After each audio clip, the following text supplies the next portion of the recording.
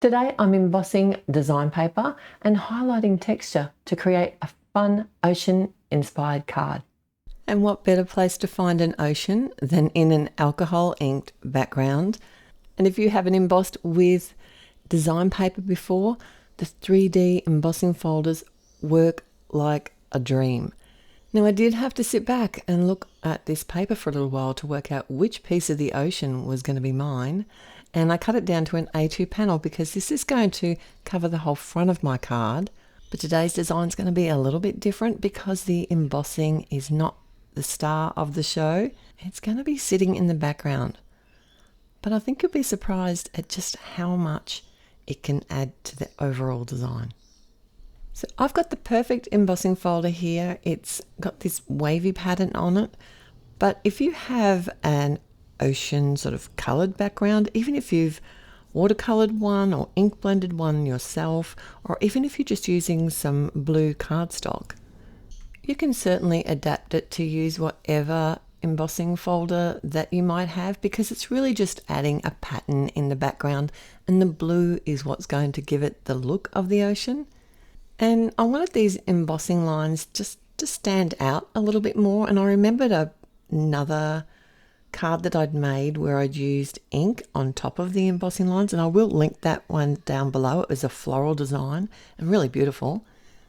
So I grabbed some blue ink. This is a dye ink, and I'm just lightly tapping it over the raised or the embossed areas to give that a little bit more colour. And once it was dry, then I came in with my white ink pad and did exactly the same thing. I just tapped that over those embossed ridges or these wave looking lines, and to me it looks like they could be white caps of waves in the ocean.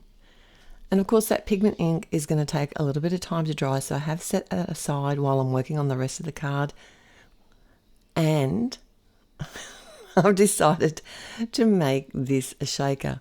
So this is a masculine design. This is the third one I think I've done using embossing folders, and I will link the others or the playlist down below so you can catch on those. But this is the main portion of the card. I have a huge sentiment here that I've die cut and layered up, and this is going to cover over top of the shaker window. So that's going to put those waves in the background.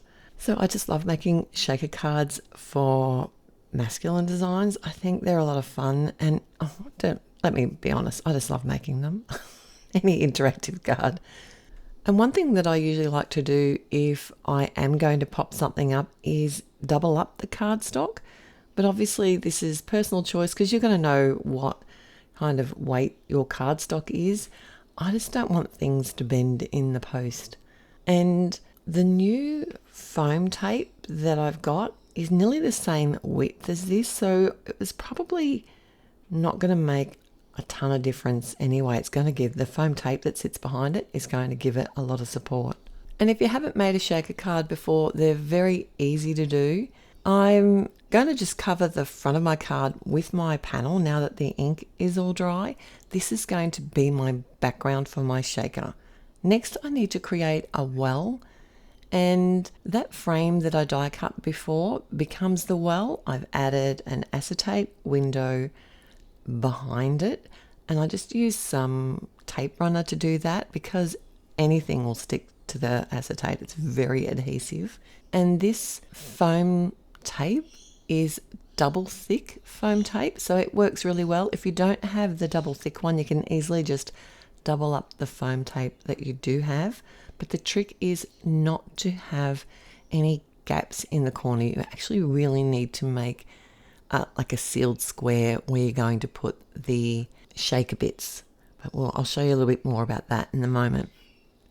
And yes, I decided to add another critter to a masculine design. I think this one is very fitting for a boy's card, but I have used it on a girl's card as well.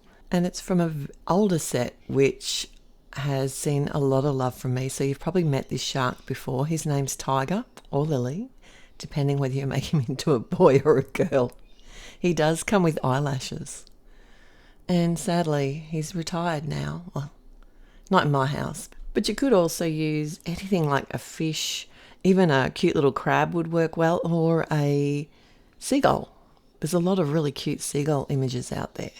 And this is one of those sets that I did wish I had have bought the coordinating dies for, but it's not difficult to cut out. I actually don't mind fussy cutting. I've just got lazy with the introduction of coordinating dies. Let me know in the comments below. Are you a fussy cutter or do you prefer a coordinating die? But to assemble the shaker, I'm using my MISTI here just to help me align the two panels together. I've got some really cool shaker bits. These are diamond dust. I buy this by the gallon. I've tipped my shaker well upside down within the MISTI and added the shaker bits to the center. Then I remove the tape because otherwise I end up with these shaker bits everywhere and I lose my seal because I've had them go onto the tape before, and that can be a real nightmare. And then I just flipped my card over, aligned it, and voila, we have a shaker. And I think they look like, I don't think they're too glittery for a boy's card. It gives it that watery sparkle without being too glittery. So don't forget your design paper when you're creating with your embossing folders. And remember that they don't have to be the star of the show. So try letting them maybe sit in the background because you'll be surprised at just how much it can add to an overall design. It's real glass shards. How cool.